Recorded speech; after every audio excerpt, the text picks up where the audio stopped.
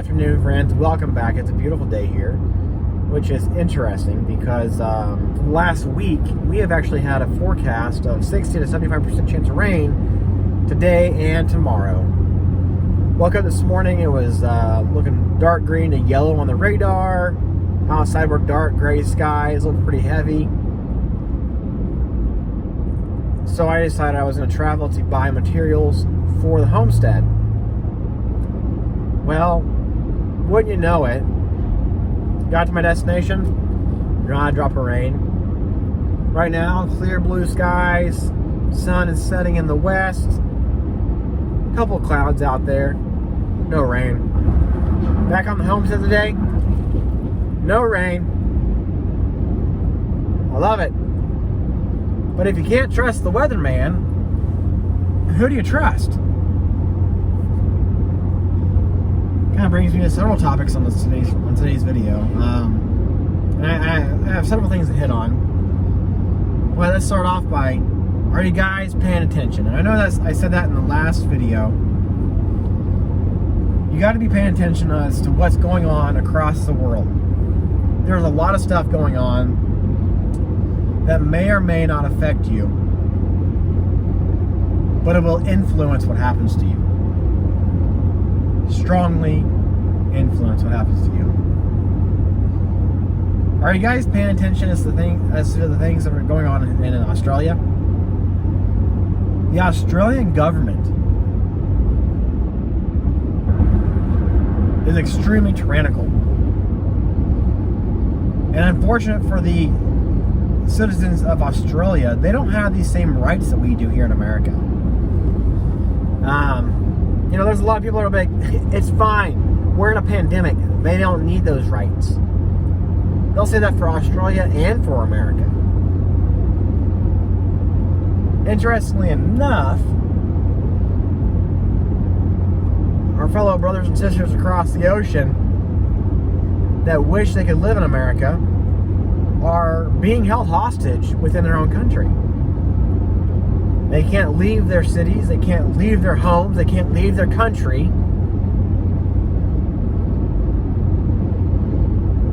because the government has taken rule over them.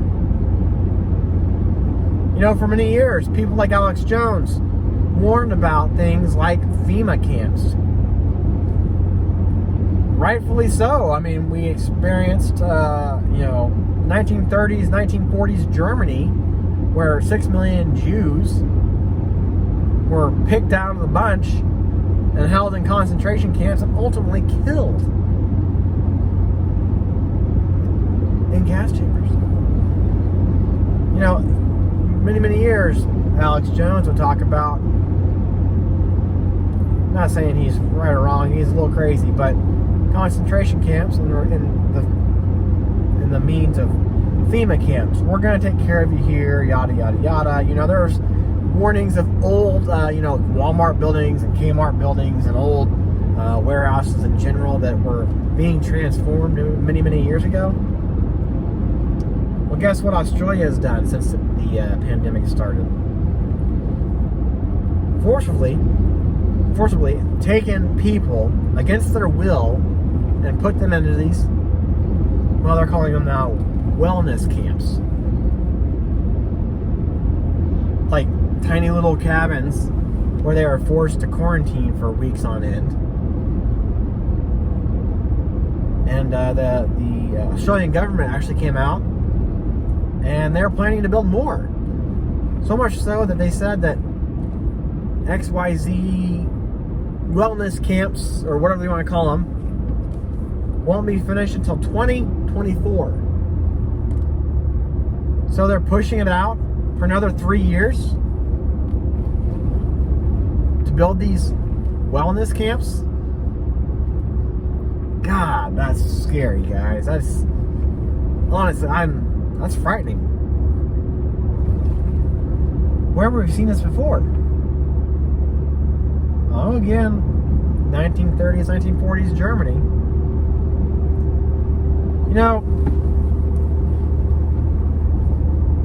People are very quick to forget history. I don't know. I mean, I got straight A's in history class. That's for damn sure. I remember that. Math was my tough subject back in the day. I sucked at math. I still do. But history it's there. It's known. It will change in the books. You know, after a century or so. I've talked about that before, but let's talk about our country 100 years ago. We had the Roaring Twenties, okay? The Roaring Twenties were just a great time in America.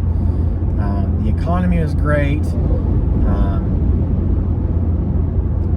Just a fantastic time to be alive here in America.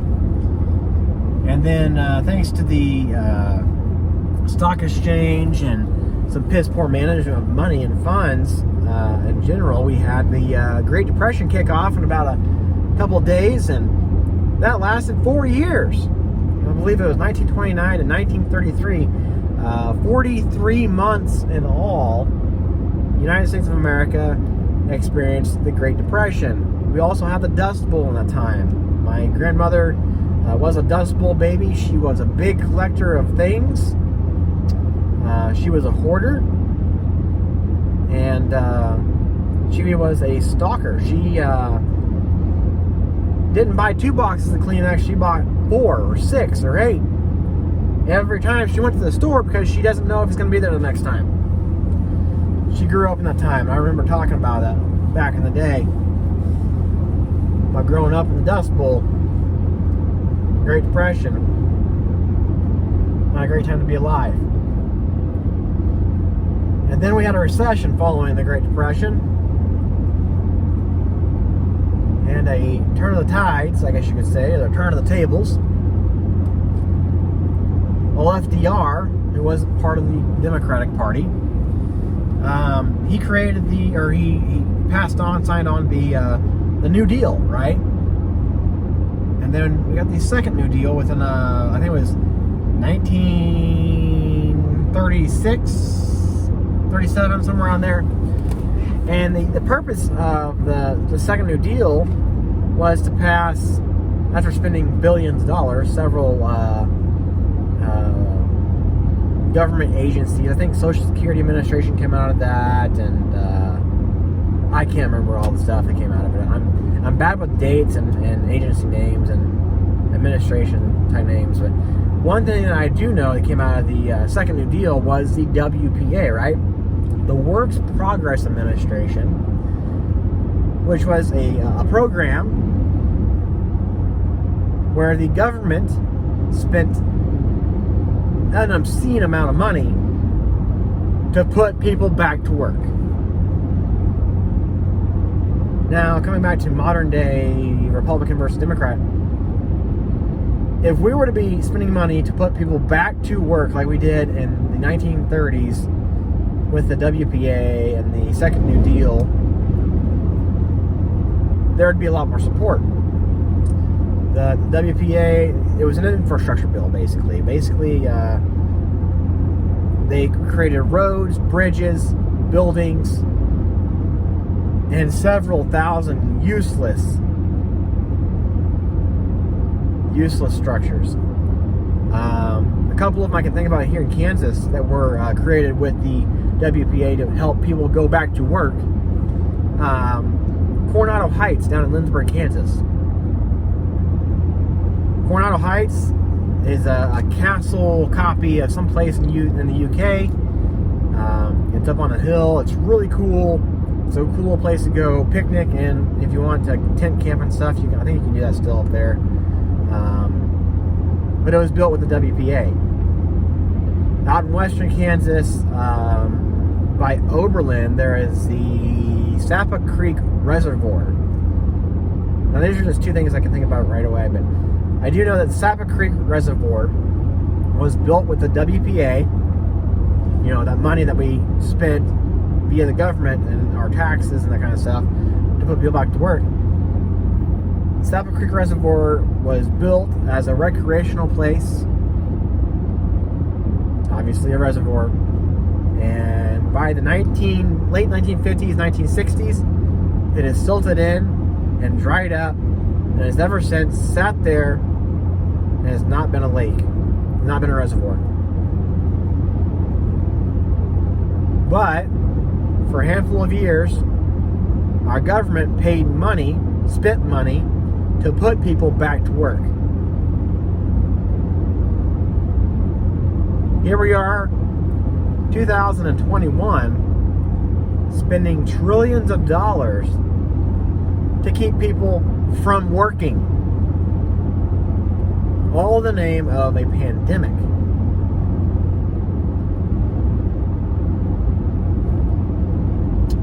We're paying people not to work.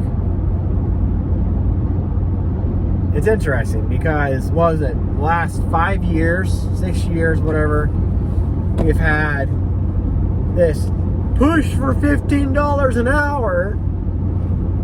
It's a living wage. It's a minimum wage of $15 an hour. You can't live on $7.25 an hour. Well, where I traveled today, almost every business I walked into had a now hiring sign. One of the businesses had a now hiring sign. Associates, $17 an hour.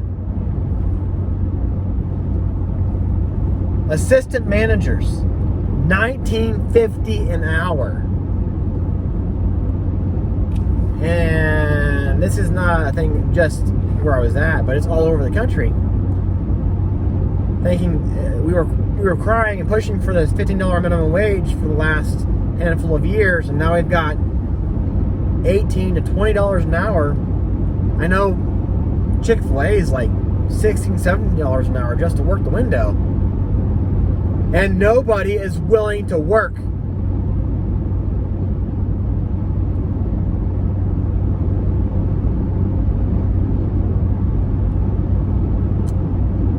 The highest paid job I've ever got was $25 an hour. There were several reasons I had to quit that job. I was tired of the health negligence to it for myself. I didn't really care about my body at the time, and I went back to school. And for last 7 years, I made $15.75 an hour. Worked a lot of overtime, where I was making $30 an hour, time and a half. That would be nice, right? A lot of double time. But I never once did I demand that I had $15 an hour. But yeah, the government is, we're paying people not to work. And my buddy Mike, he talked about this in a video the other day. He was talking about what government has ever changed its powers with the permission and the voices of the humans, or the residents, the citizens of the country. It's always quietly done. More or less the point of this video, right? Something's happening in Washington. Both parties know this. You and I know this. The resident-in-chief sitting in the Oval Office is nothing but a puppet.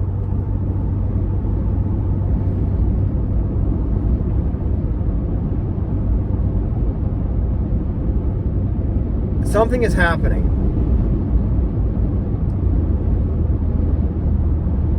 You know, it is interesting though.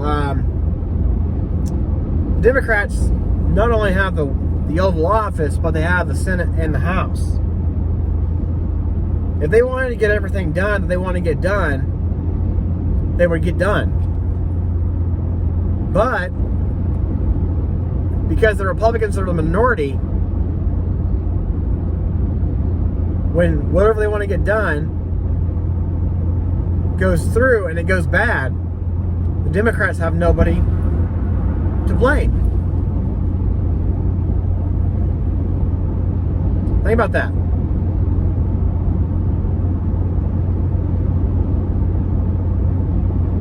If, God forbid, the Democrats wanted to do an Australian gun ban, and they wanted to push through,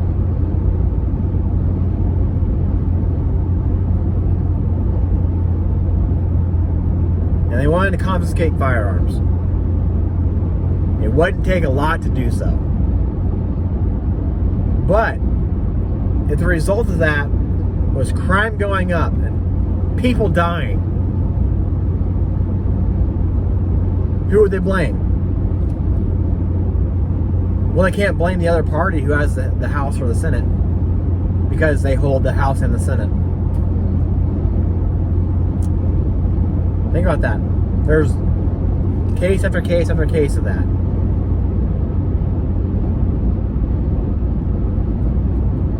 Too many things going on in this world, and we're not paying attention to them all. Some people aren't paying attention to anything, and it's scary that we have people like the individual who commented on Regular Star's video or his picture, who think that because your vote doesn't matter,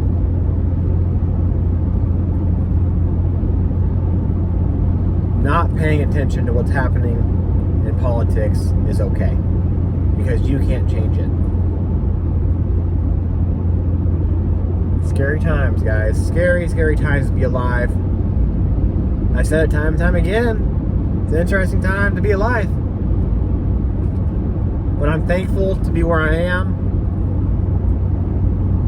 And for the handful of viewers of this video, I'm thankful for you guys too. It's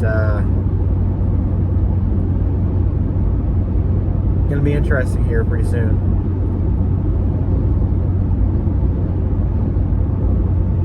Anyways, keep commentary on, guys. Stay safe, and I'll hopefully get some homestead related videos soon enough. See ya.